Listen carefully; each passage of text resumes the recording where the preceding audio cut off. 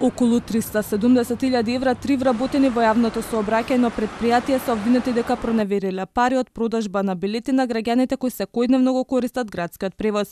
Две од нив работеле на билетарите во центарот на градот, односно во градскиот трговски центар и на Зелен пазар.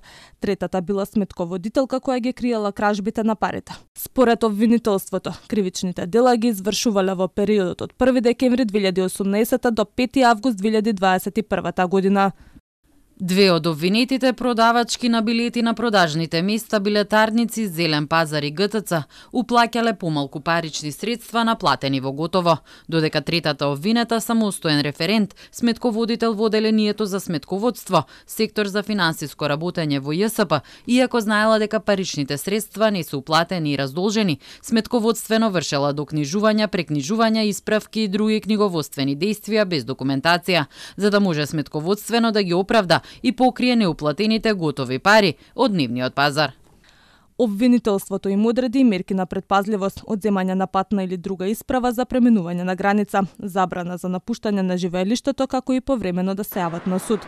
Побаравме став од првиот човек на предпријатието, но до објавување на овој прилог не добивме одговор. Јавното сообраќајно предпријатие изминатиот период е во фокус на јавноста. Граѓаните се жалеа на редуциран возен ред, гужви во автобусите, дефекти и инциденти, а делумно возат и приватните превозници.